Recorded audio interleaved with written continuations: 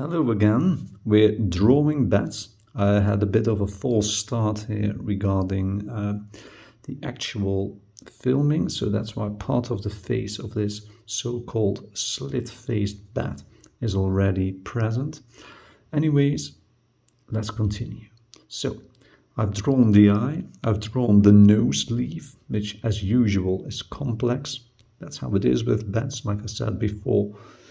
You do not necessarily have to make caricatures of them because they are complex enough as it is. And bats actually look quite like caricatures to start with, often. So let's give this guy a smile. Something you won't often see on the bat. Fictional or real, but still. Let's also give him, oh, careful. Let's also give him some sideburns. Here we go.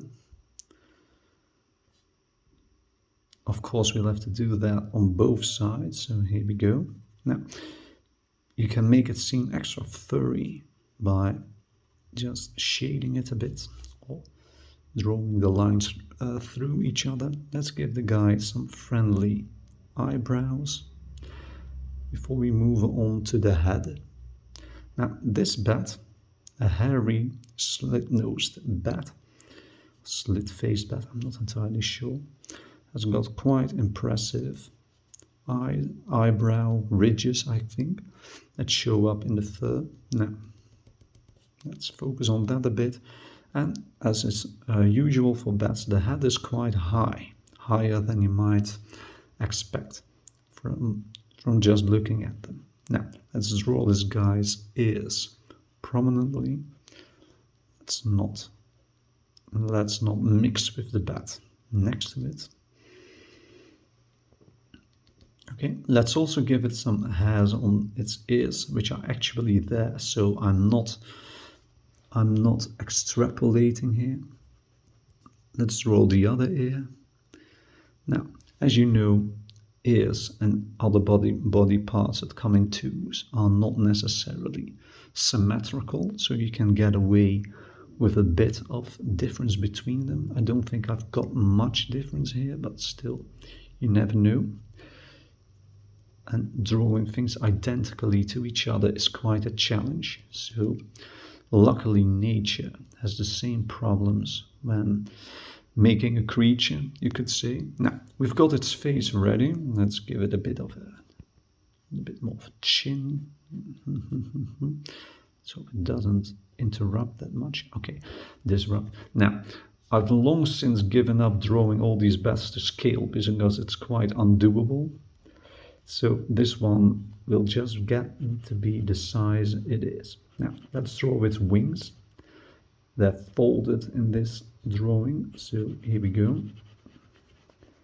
And they can actually fold up very neatly, like this.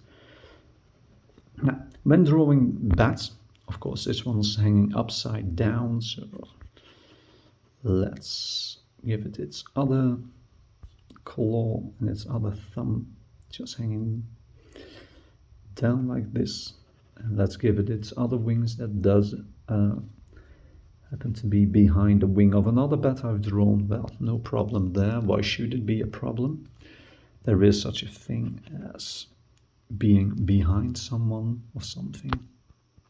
Okay, let's try not to get too blurry in what I show you. Okay, now the body is of course here, and as this bat is drawn upside down, I'll have to take care to actually draw its legs, and which something you might know or you might not know.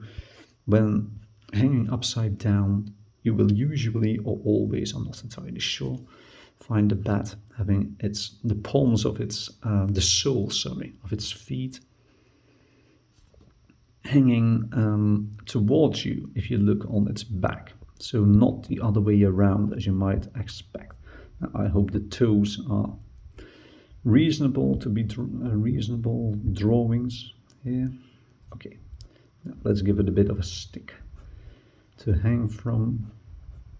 Not entirely sure where the stick is coming from, but sure we'll fix that in some later drawing. Go. Now,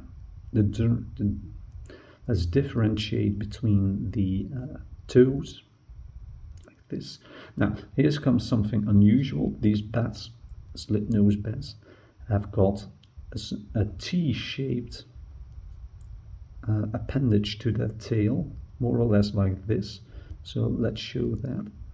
And let's not forget to draw the uropatagium, as it's called, so the membranes that go between the legs and the tail. Not entirely sure how